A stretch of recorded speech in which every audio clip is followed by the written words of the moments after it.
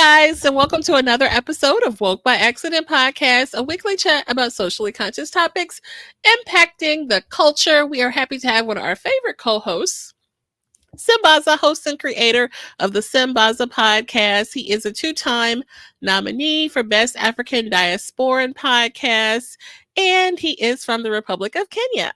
He has also been a presenter at the Afros Audio Podcast Festival discussing Pan-Africanism, and he is an ambassador for the 2024 Afros and Audio Podcast Festival.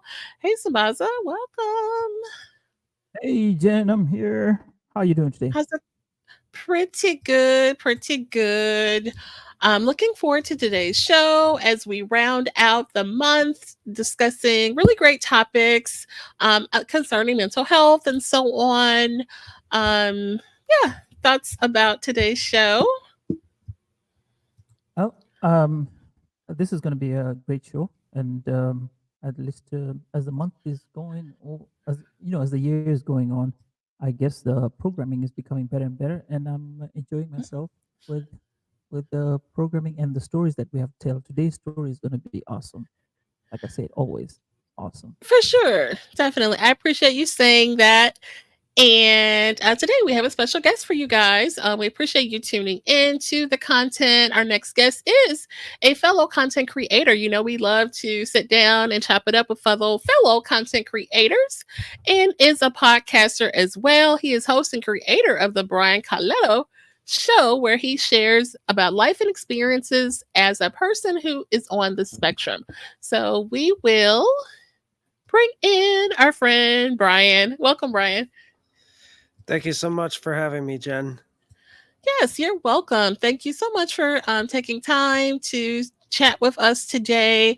Brian brings a unique perspective on his show about living with autism. And so definitely wanted to highlight the importance in just have that conversation about living with neurodiversity in our communities. Fun fact is that we came to know Brian in the Empowered Podcasting community on the good old Clubhouse app.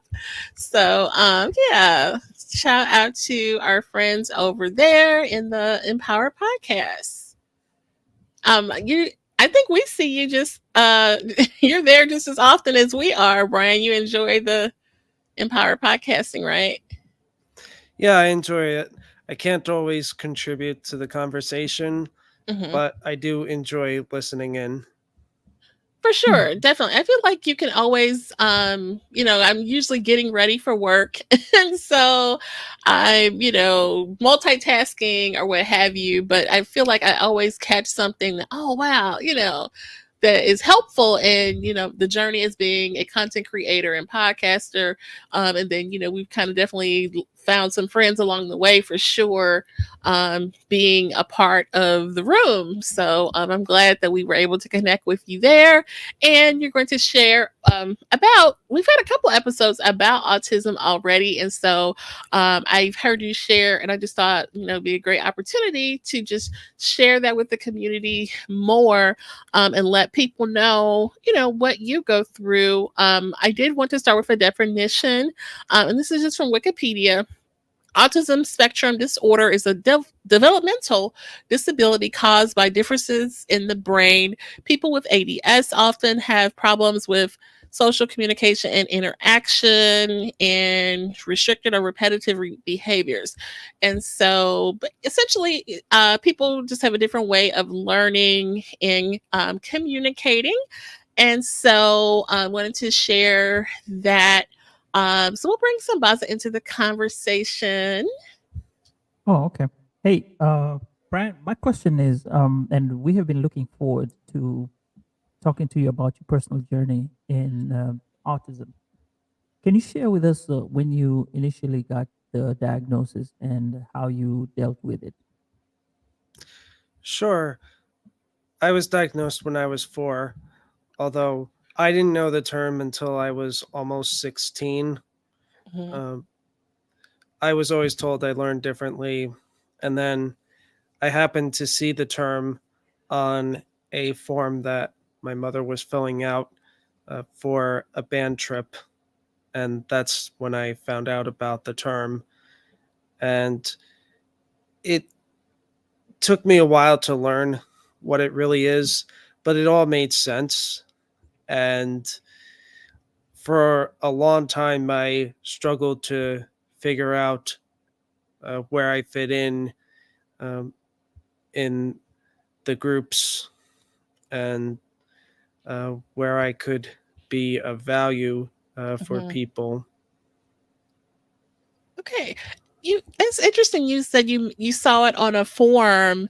Did that make you feel a particular way, or did you know? Um, well, I the only thing I remember from that time was when my mom said it's okay. That's Hmm. the only thing I remember. Um, Okay. And Yeah. did you go like to a different like a different school, or you just studied with the same class with the same individuals along your journey till you're 16? so the only school that was different was elementary school, and that was because the closest one to me didn't have special education at the time, so I went to the second closest one. Otherwise, middle school and high school were pretty much the same public schools that everybody else in my area went to. Okay. And I did have a lot of smaller classes, although I did go into mainstream math for good in middle school because I really excelled with numbers. Hmm. Oh, Okay. Good. was that your best subject, math? Yeah, math was my best subject. Okay. English was my worst. Really? I see. I love English. I Yeah. always gravitated towards English. Okay. And what about the interactions outside when you were in class or in the playground? How were those interactions with your friends? And I mean your classmates. Right. I think most of the time it was I it was either okay, or there there definitely was a lot of exclusion Hmm. from things. And then there were times where people got me to do um, bad action things just for their pleasure. Um, Well. so, but I mean, I've grown from all of that, Hmm. and I don't really think too hard back on those days. I understand that for sure. So, for our listeners who may not know, and this is part of what you share in your content. So, this is something that, and I've seen a couple of episodes of the show, and you're definitely in your zone. And so, I just love that you share in that way how autism impacts your daily routine and your social interactions, just like from your point of view. Um, you can share with us if you would. Sure. So at this time in my life, autism usually doesn't impact my routine too much in a negative way. Um, I I think that any energy struggles that I have is probably the same as everybody else. Hmm. Um, it's the only thing is that may be impacted is my ability to um, go to a function like a networking event, especially if it's a little bit further away, um, Okay. because the traffic in New Jersey is not the greatest. Okay. The, there's a lot of bumper to bumper traffic going to the event. Coming home is fine when Yeah. everybody else is home, but it's going there that is the greatest challenge. Okay. Now you Is it mentioned the networking events. That's something that you're pretty interested in. Is that right? I know you've mentioned it before on the show. Yes. Okay, cool. I Sambaza? was trying to figure out this when you say that going to the events are a problem. You consider traffic being the issue. Is it your sense of wanting to be there on time and not be late for the event? Because there's that anticipation about being somewhere. Do you find that being the issue? Because when you're going home, you really don't worry about getting back home because there's no rush. You're done with Hmm. the function and everything else. Is that the reason why you kind of don't like the traffic when you're getting to a location? Well, I wouldn't say so much about getting there on time or late, although there have been occasions where maybe I don't get there as soon as I would like to get there. Um, the I think it's just because of the the amount of energy that it takes to get through all of that traffic, and especially if it's as far away as like more than a half hour, Hmm. a lot of times too, I'm tempted to just crash at home Yeah, when it's all over. So that's really what it is. It's a combination of the traffic going there just because of how it is, and then the amount of energy for something that may be more than 30 minutes away, maybe 45 minutes to an hour. that's true. Yeah. Okay. I can appreciate that, or I can understand that too. I mean, being sitting in traffic is definitely stressful. I mean, alone. So, I certainly can understand that. Sambaza? I have a question regarding your daily routine. Um, and Brian, this comes from a space where I don't know. Um, I have, to be honest with you, I do have a nephew who is on the spectrum, and I'm envisioning him growing up to be someday like you. Um, what's the routine like? Like when you wake up in the morning, you have a specified routine, or is just like a normal?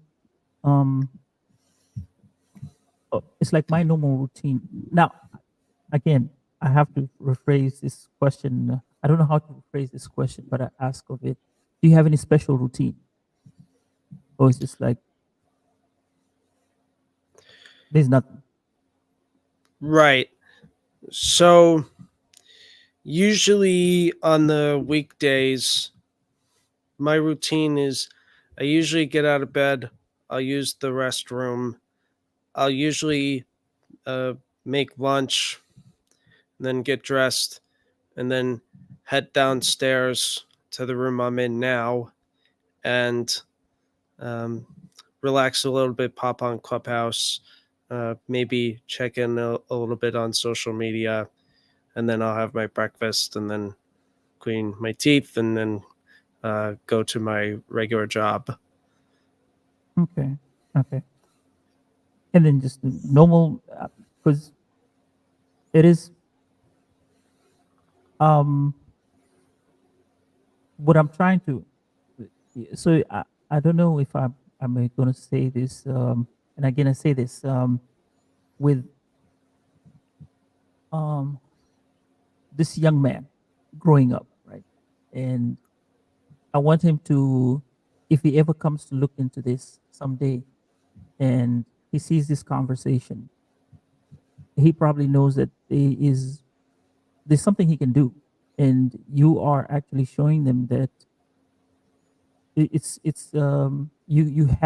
you can have or just I don't want to say normal because Stone guy said there's nothing different. he just needs to know that he is a person, and he can live in this world and move around just like anyone else. And that's the reason why I ask kind of the questions, and I don't know how to phrase them. That's where my problem comes in. And I, I guess ignorance and not knowing a lot.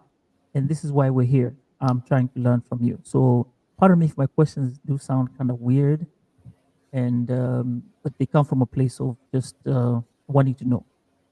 Okay. Okay. Well, in Sambaza, I think Brian, what he just shared with getting ready in the morning, jumping on Clubhouse social media is pretty similar to like what my morning is.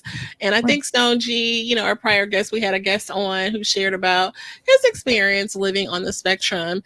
And, it is, it's really not that much different. It's like your learning is different. That's why we wanted to just have a conversation. But like I think you said it right there. What you do in the morning is pretty much what we all do, So it's just maybe some comprehension type of things or something like that.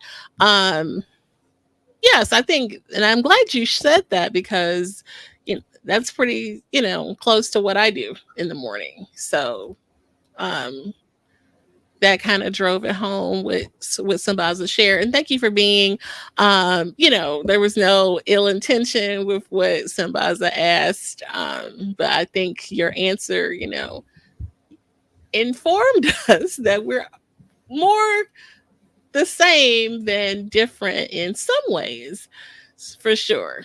So, And Brian, I have this other question that I wanted to ask regarding sensory overload.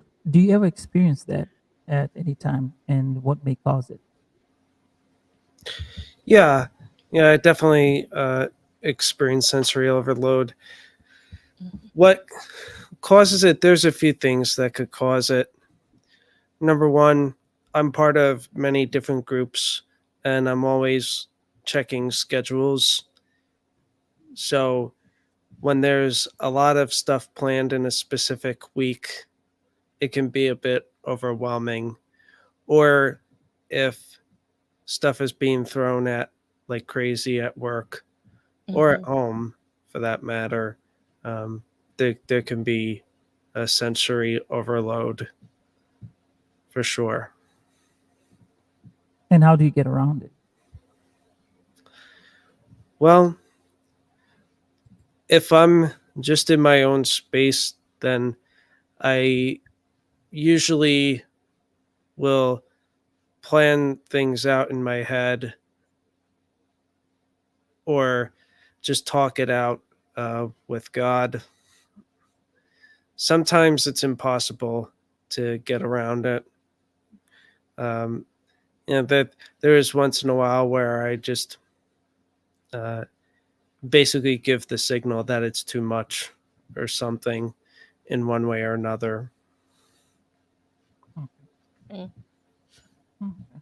And then, what are some other challenges that you have found yourself having to navigate and overcome um, as like you said, you've kind of been dealing with this all of your life and were aware of it and so on. And so you have, of course, come to navigate and deal with things. Regarding the condition. So, share with us some additional challenges that you found yourself having to navigate. Um, whether it's, straying away from your schedule or just things that kind of throw you off. Okay, so let's see how I can break this down with other things that I've had to navigate. Mhm, Well, I've navigated going to a church on my own. mhm, This was before COVID, um, but I did that when I used to be part of a faith-based young adult group that's no longer running, and that was my true start to building community. And I went from growing up at a childhood church that was very small to going to somewhere where it was very big with a lot of people. And I've also, at times, and again, before COVID, there were times at church where I had to navigate people who may not have understood my intentions completely. And not that I'm absolved of my responsibilities, meaning that there were definitely things that I take responsibility for that I made mistakes on, some huger than others. Um, but I navigated through that. Okay. Yeah. Oh, and how did COVID affect you before COVID and right within the pandemic? How did you get through it? Well, before COVID, there wasn't really any inkling. It was kind of just a trajectory forward. Hmm. There, the young adult group stuff started to die down in like a year and a half before COVID hit. So I got more into networking and street fairs, and it was good that I did, because when COVID hit, the church groups had not had a lot of traction, the ones that I was still a part of, the smaller young adult groups. Hmm.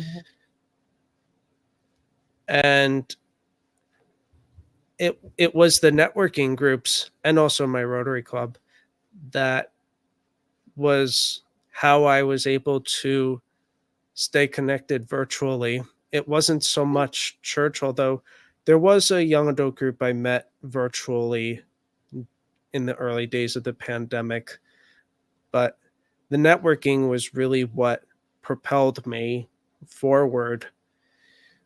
Although I didn't feel comfortable at first with Zoom calls where I was speaking to people outside of New Jersey, but then Clubhouse squashed those fears, because 2021 on Clubhouse was like a cocktail party that never ended. So um, it's a long story, but I navigated a bunch of Clubhouse rooms and hopping around and making all these new connections. Okay. That's cool. Yeah, we frequent Clubhouse a little bit too. More so during that time. And like I said, we really are not that much different. You know, we were definitely hanging out pretty heavy back then. And I still, get a little anxiety, being up on the stage, especially in really big rooms and things like that, because I'm just kind of a introvert type of person. But once you find, like, you have an opportunity to speak and you feel comfortable, it is nice to share with other folks. Yeah, So definitely. And yeah. when you come into spaces like those, how long does it take you to express yourself? Like Empowered Podcasting, we're part of the same community, and when you come up on stage, it's like you are one of us, and we always want to hear you speak on something. I mean, every day you do contribute. Well, pretty much a lot of times you do contribute a lot of information that we do appreciate.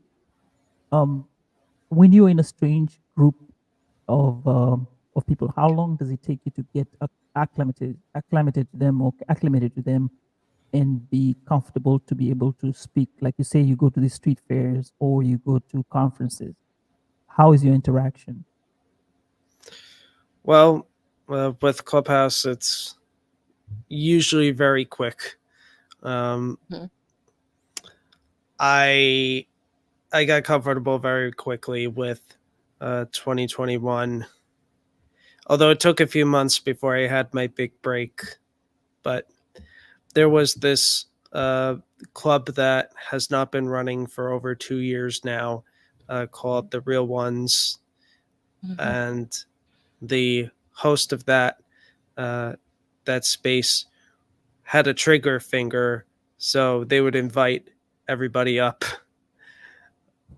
and that was when I started to just want to uh, contribute very quickly. Now there were some spaces where I had to feel out people a little bit more, and then there are other spaces where the opportunity sometimes didn't come for a while, which was sometimes a bit frustrating for me because I wanted to contribute right away, and also because I don't live on my own. I live with my parents, so Mhm. I uh, I couldn't just be backed out away from everybody all the time. Although I do enjoy it that, and Yeah. yeah.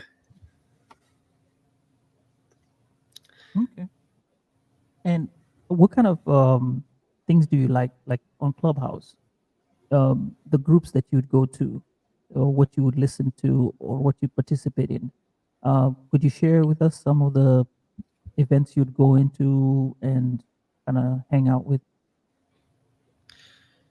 Well, besides empowered podcasting, there are a lot of groups that are no longer running. I mentioned the real ones. There were also groups that talked about reels that no longer run, but that was what propelled me into doing reels and getting on Mm. video. Um, there were mental health and meditative spaces that no longer run, um, but there are some groups that still run on there that I like. Like, there's a daily gratitude movement that I like.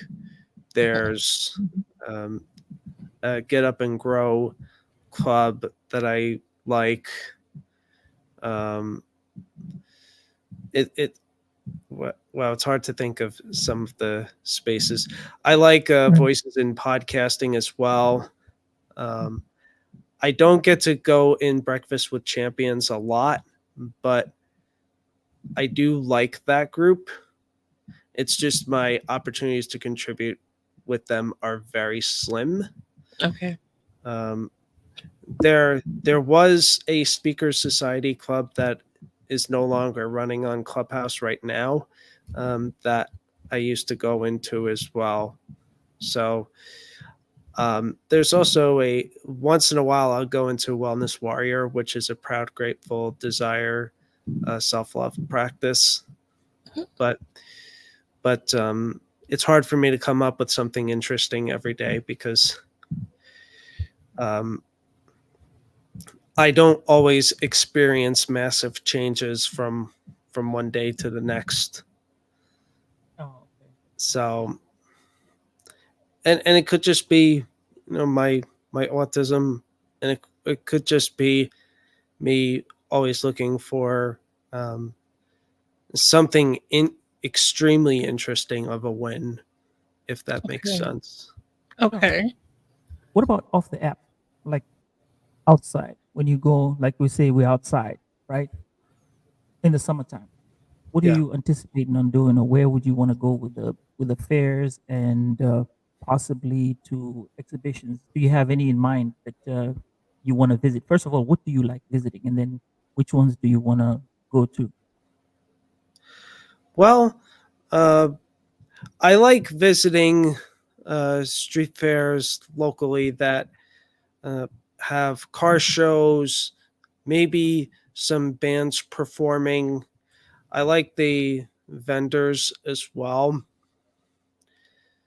So um, I I usually like a few of the street fairs that are north of me, but also I have been expanding where I can drive to over the last few years as I've worked on taking New Jersey virtual to New Jersey real life with the people that live here, and maybe a few people that are not in the state that are visiting.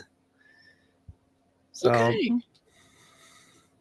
And Sambaza, you want to address the comments? I just saw them pop through here. Right. So we got Empowered Podcasting, Empowered Team in the house. Hi Brian, hi Jen, hi Sambaza. That's Paula who's shouting out to you. Yeah. hi, Hi, And Paula. Paula. and we do And have Ed Campbell, and he says peace family. all right. We appreciate you guys for engaging with us in the chat. Shout out to the chat. And All right. do you have any others like special apps that you use um to, let's say, communicate or do some daily tasks? Well, I do use LinkedIn for LinkedIn audio. Okay. That is another app that I use. I also once in a while check in with Noom Vibe, which used to be known as Wisdom, but they Wisdom uh, merged with the Noom Vibe to become Noom Vibe, um, where there's more of an emphasis on health coaches on that social audio app. And that was actually where I started, quote unquote, podcasting, was on that Noom Vibe when it was known as Wisdom. Mm-hmm. And and then I got away from that. Um, Although I still answer questions on Noom Vibe, but I don't host shows on there at this point. I had moved over to Fireside for over a year until Mm-hmm. Fireside decided to become a celebrity platform, Mm-hmm. and they stripped myself and other people of creator tools. And that was when I moved to YouTube exclusively, since most of my Fireside shows had streamed to my YouTube channel anyway. Okay. So, uh,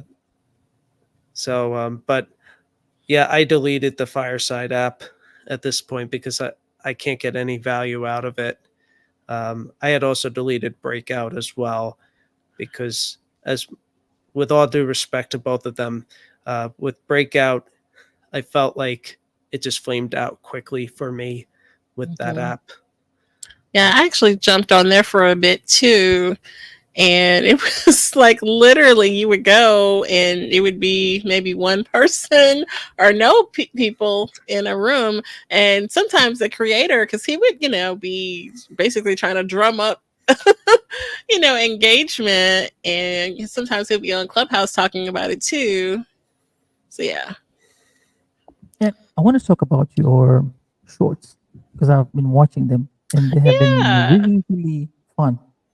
So, how do you decide which short you want to go in? Because I know you've gone with some with themes like for um, Autism Appreciation Month. There was the one for what's it, St. Patrick's Day, but you Okay. have others, a bunch of others. So, how do you come up with those videos or shorts? Well, some of them are influenced by sounds, although I have somewhat gotten away from trending sounds because of sometimes being flagged, and especially Mhm. on TikTok when they started muting a bunch of videos, but also to some extent or a very small extent with Facebook and Instagram.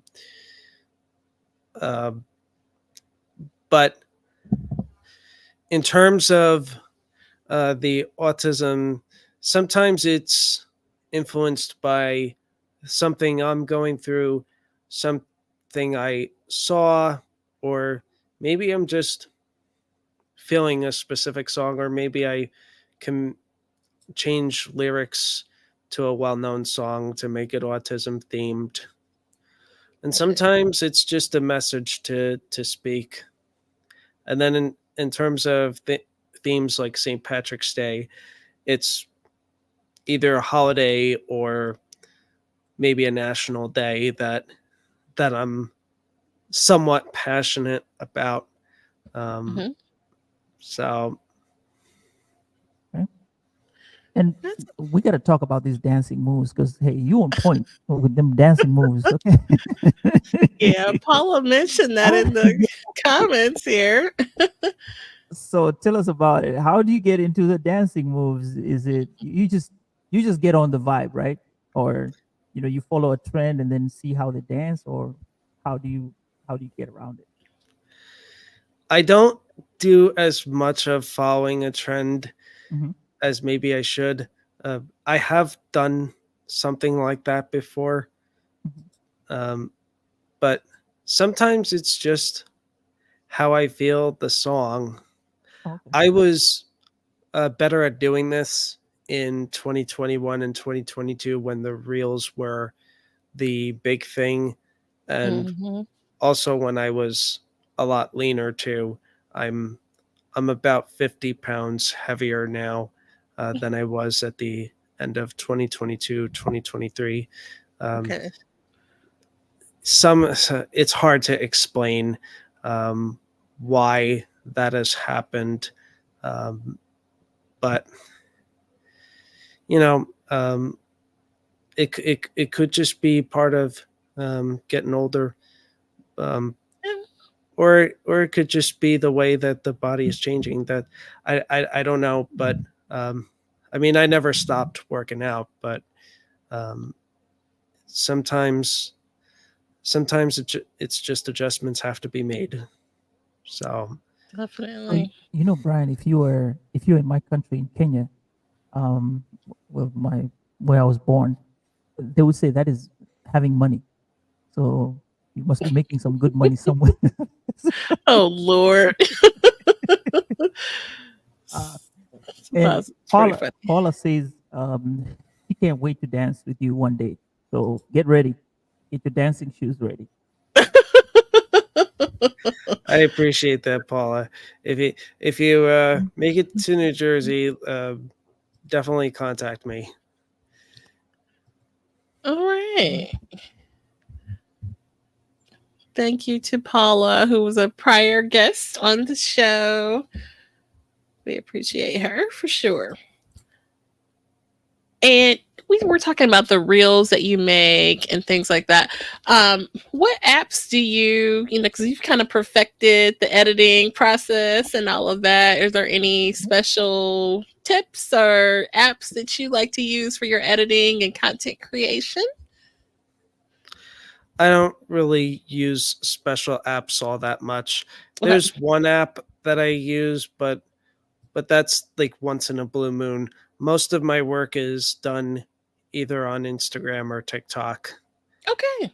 I mean, they have their own editing, suite right in the app. So I don't like using the TikTok one though. Personally, I like to, make the reel over on, if it's CapCut or InShot or wherever, and then bring it over just so that like I can, play with it and speed it up, slow it down, or which I think they let you do that on there, but I just like to bring it over.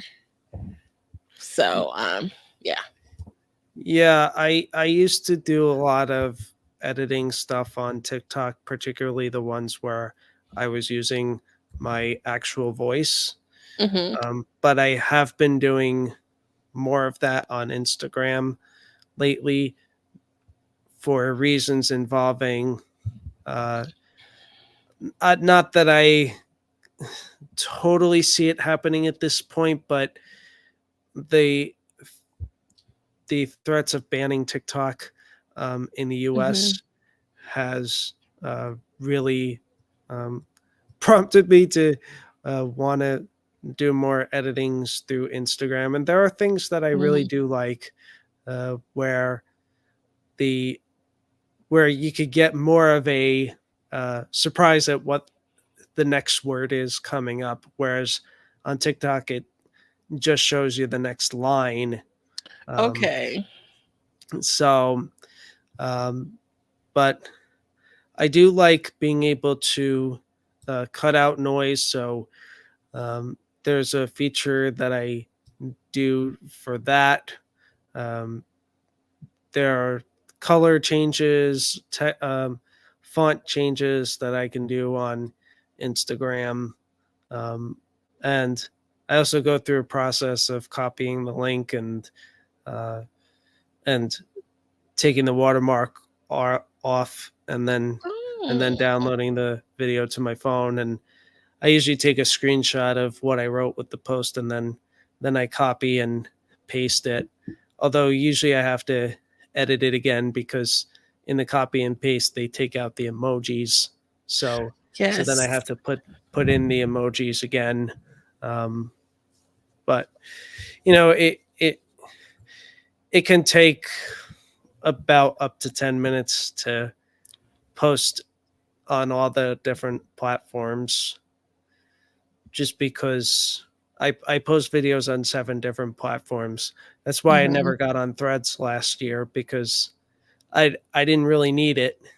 Um, I already have Oh, Yeah, I have Facebook, Instagram, LinkedIn, uh, TikTok, um, YouTube, Clapper, and Twitter, now known as X. okay. So I think I tried to find you on Threads. I'm actually on Clapper still too. I know a lot of people are like, "What is that?"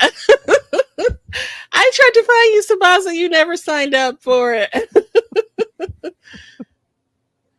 Now my So sympathy. I still put I try to, like, put it up over here, put it up over there, and put it up everywhere. Even fan base. You're not on there either, Sambaza. So yeah, I love that. Okay, so Is it you're not mostly on entertainment? Threads. No. What? So, Brad, which one have you found most engagement in? Well, let's put it this way. Mhm. Where I've found the most engagement has changed over time. It Mhm. used to be on Instagram, and now I feel like that there's more engagement on LinkedIn. Uh, Usually, my other kinds of posts do better on my Facebook page than the reels do. Um, uh, TikTok is usually between 200 to 400 views on my posts on there. Okay, Uh, that's That's I've good. a had lot. a few really big hits on Clapper. Um, I don't get into uh, sending my videos in DM engagement chats that much. I did get into that craze in my first days on Clapper last year, and there was a little bit of time where I did some of that on Instagram, uh, but then when I had gotten hacked in Oh March no. 2022, and then I did get my account back 2 weeks later, but they I was deleted from those engagement group chats on Instagram after I'd gotten hacked, um, because the hacker was sending messages to everybody. Um, and but it was okay because I was still getting a lot of views when I got back in 2022, and also I it was becoming very hard to keep up with everybody on Mhm. Instagram, because Instagram just became so saturated Whereas they used to be such a simple platform, they've made so many options that it's impossible for people to keep up with everyone on there, Right. uh, because of all the different kinds of content that people post on there, from YouTube like videos to the short form reels, and it's like I can't keep up with everybody like I used to. It's not a Hmm. simple scroll down. And Brian, I do notice that you are very, um, you remember a lot of stuff. Like you knew March 2022 is when your account got hacked. Does that happen often with you? Like when you were on dates and stuff like that? You said you were great in math. That one, yeah. Is us also with the remembering stuff, like when you say events in your in the time of your life? Yes, yes, I usually do. If not the exact date, then Mhm. definitely the month in which I did things. I don't get crazy into sharing memories on um, social media for so many different reasons, but I do look back at them, um, and yeah, I mean I have dates of certain things that have happened in my father's life as well, um, that are on there. Mhm. Um, I don't usually look back on memories of my Instagram stories though, because I tend to go on rants on my Instagram stories, whether it's things that didn't go well on Clubhouse, or something going on at home, like if my uh, mom and I are having a disagreement, or I've had a breakdown, and um, and it just doesn't feel right, what's going on, um, then I'll voice that out. Okay. All right. Well, we shall go to the comments here. I see Paul has given us a lot of comments. He was talking about he makes her videos on Instagram, and sometimes he will implement it either CapCut, InShot, or TikTok. Oh, and Soda made a penny today from clappers. I don't think. Oh, I think I did put $1 where I can send other people coins or something like that.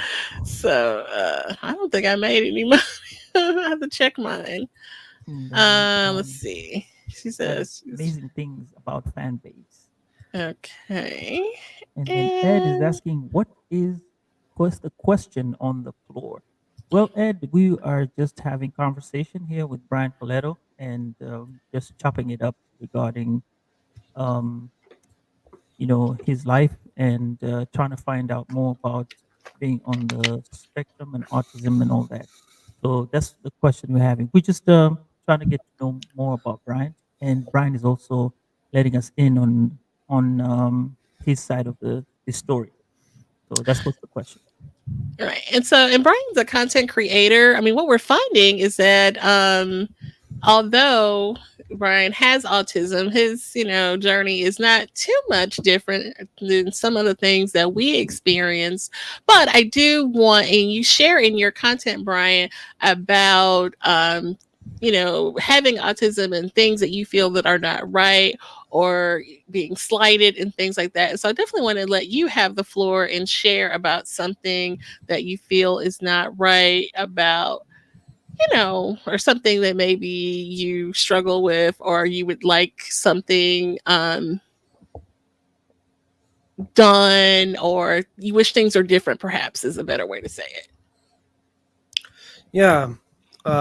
Well, for one, I would like to have a little more independence.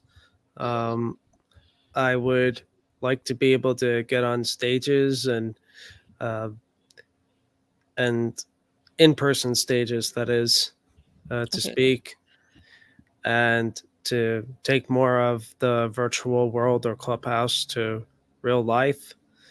Um, I would like there to be a more simpler system and one that can make more easy changes for individuals on the spectrum, uh, perhaps those that um, get the aid of Social Security or ABLE accounts to be able to, um, if they don't need it, to be able to easily get in touch and be able to get off of that and then be able to get back on if Okay. they need to get back on. Um, Something along those lines. Because right now, I feel like the system is uh, very complicated as it relates to that. Um, I mean, I've had some similar experiences um, because I had certain things that I won't get into on here that were put in place before before community and networking really became a thing for me, Hmm. and so I battled through all of that um, with um, how much I earn and wanting to eventually not have those limits, um, and to know that I'm making a huge difference, that I'm not just accepting a part-time job and then accepting government help Okay. outside of that job. Um, so you know, I mean, maybe it's a harder road I go down and things like that. Um, I mean, I've gone down hard roads before at Hmm. home. Um, I I had a conflict that got out of control a bit last weekend with my mother. Okay. That um, is resolved now, um, and really, it came down to I should have just done research myself, and I could have avoided any conflict on my end and her end with it. But you know, such is life, I guess. When it all of a sudden got really hot Okay. in New Jersey. So, uh, but we live and learn, um, and That's you for know, sure. I like the That way is for sure. you think you live and learn, and on all your shorts, there's a particular message that you send out like a call to action. Would you mind telling us and what that means to you? um, well, I don't specifically focus on CTAs um, too much in terms of asking questions. Um, but for me, it's um, just seeing where it lands with people. You know, I don't pay people to comment or ask people to comment or anything like that. They usually just do it. Um, Hmm. you know, I mean, part of I think part of the whole question weakness is because I often feel like I am getting questions at home that I don't like or that I feel are unnecessary. Okay. So that's why um, that's a weakness of mine, I think. Because you do have this quote. You always say love, blessing, and something at the end of your videos and your shorts. That's what I was referring to. You challenge us to love and give blessing to others. That's what I was referring to when I said the call of action. Um, it's very beautiful. I think it touched my heart when I listened to it a couple of times, and that's what I was referencing today. And I do appreciate that. It's very comforting and Okay. resonates well. Oh, yes. So I can explain that as well.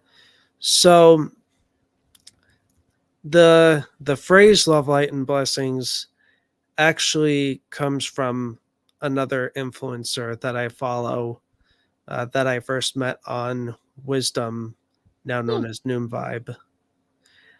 Um, but I mean, I don't say it exactly the way she says it, but I I I say it in my own way.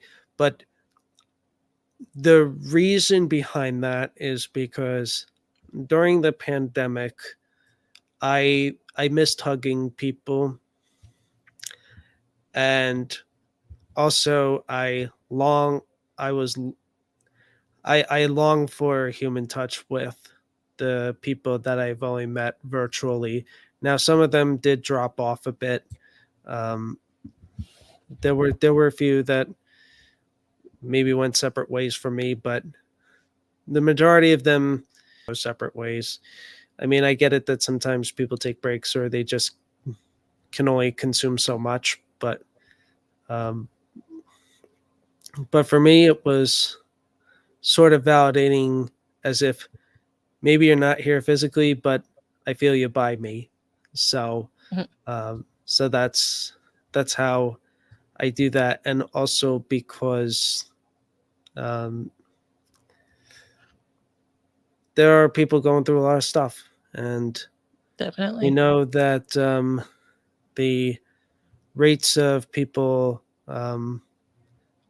doing harm are high. Hmm. So, um, so that's really what it is. It's more like to um, save lives, and that's why there are certain terms I don't use. Like I don't.